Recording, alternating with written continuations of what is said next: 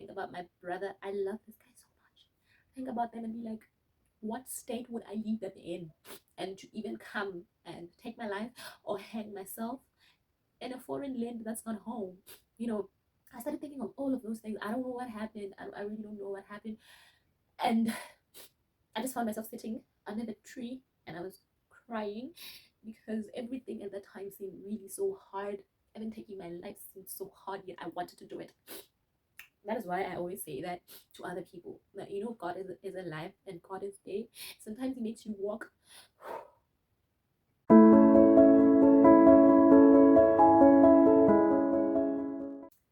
Hi, and welcome to Faithful Steps, your guide to faith, growth, and living with purpose.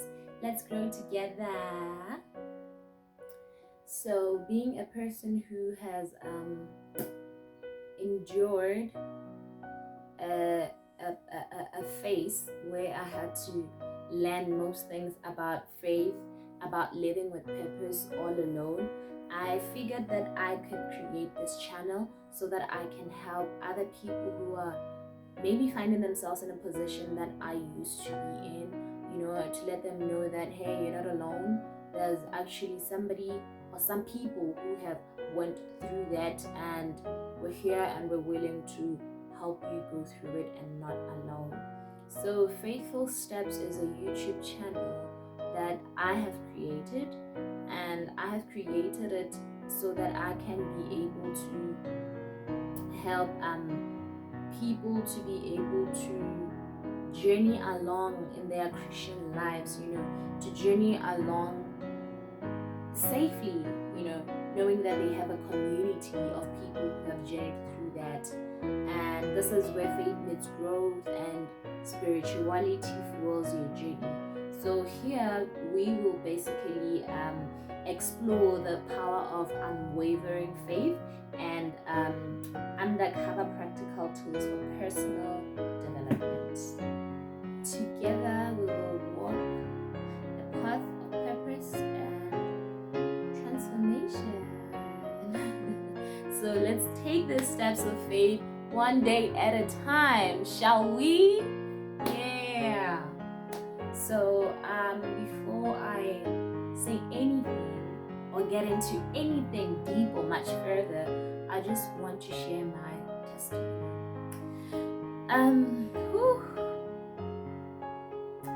I am a Christian.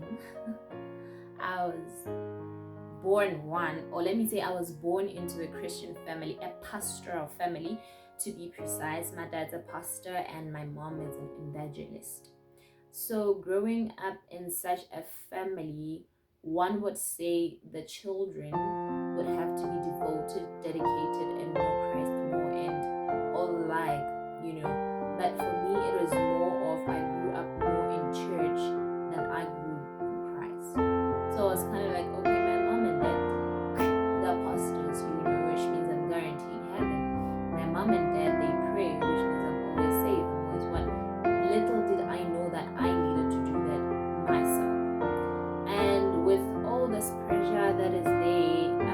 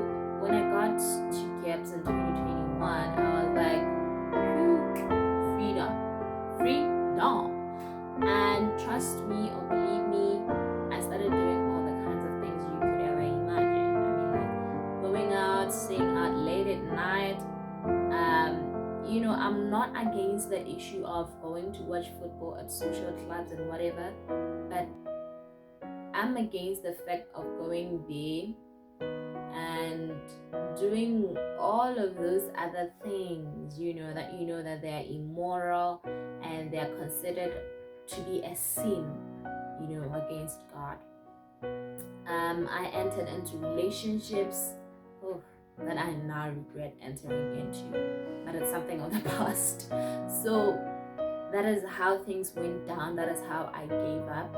And when I got to Gibbs, I tried starting a business that could keep me afloat, but little did I know that I was giving away my money to a scammer. And that is one thing that made me kind of like say God is not there, because I prayed and prayed and prayed and asked God for a solution. I asked God to help me get out of this stress, help me get out of this pit.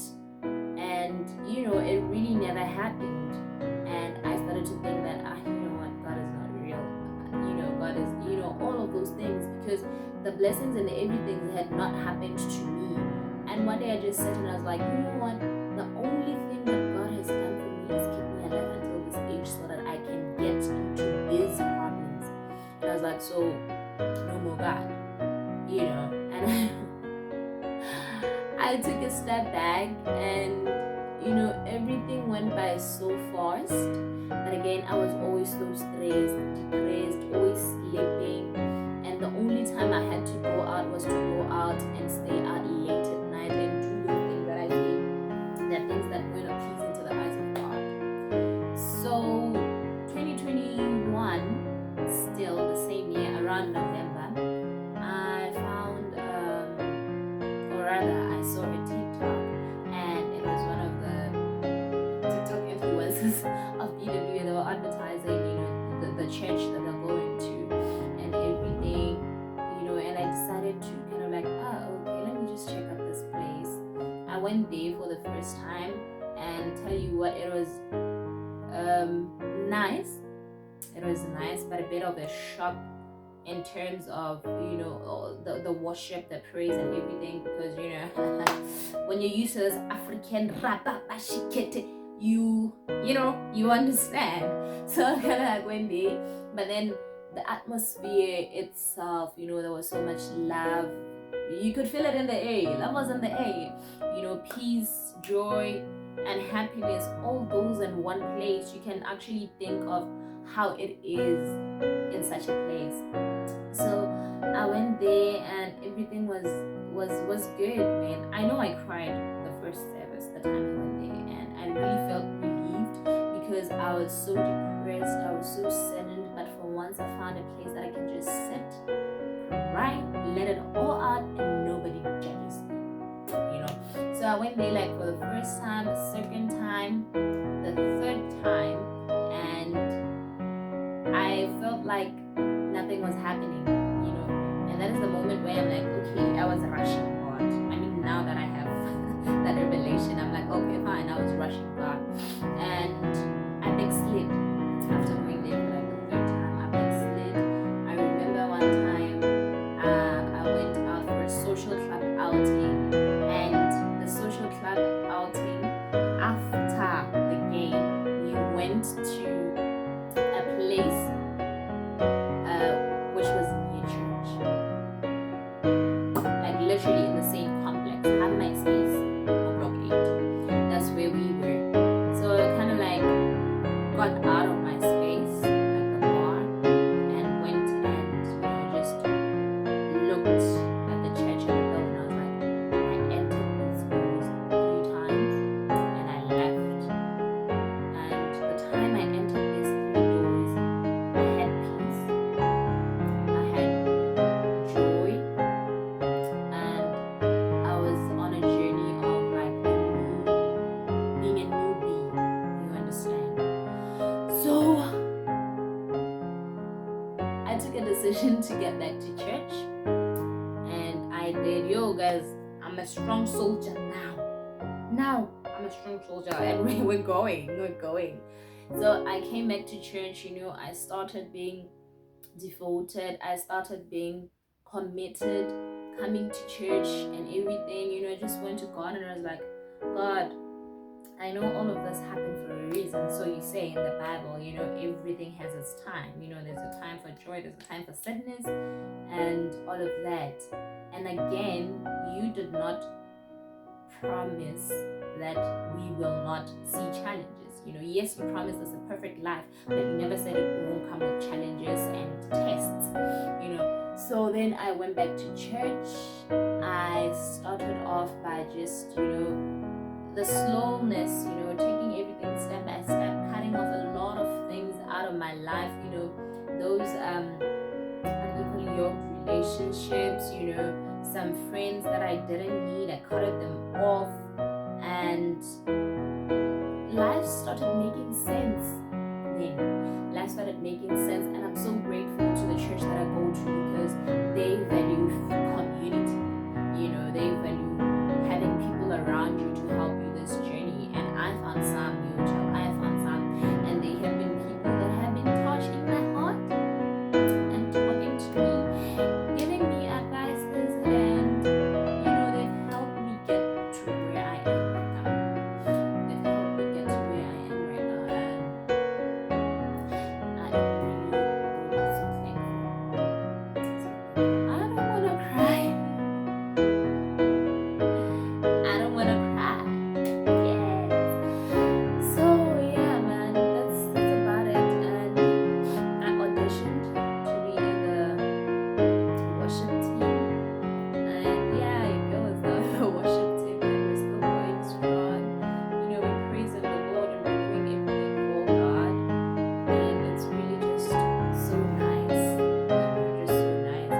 So I'd really recommend going back to God if you have backslid, or if you've never found God. Please look for Him. And tell you what, if you look for Him, you will surely find Him. I mean, when you look for Him in the right places, you will surely find Him. And God has been so faithful to me. Even if there's those like big blessings or material or tangible things that He has blessed me with, but I'm just so grateful for the gift of life. I'm just so grateful for the person that I have become. I'm just so grateful for the growth that I have spiritually, the personal development that I have. I'm just really so grateful for everything. And before I forget, I don't know why I forgot to share this, but there was a time I was really so depressed. I was really not into anything at all. I felt like there's really no reason to life, to living. And I remember one day I was in my room, and it was around 3 a.m. I think it was 2:52. Yeah, I remember the time. It was 2:52, and I took my brother's gun belt, and went out. There was a very big tree. It's a mulula tree, yeah, outside where I was staying. I went to that mulula tree, and I tied the gun rope on the tree, and I was ready to take my life. And at that point, every good thing that I had lived for, or that I have seen happen, came back to me as a flashback.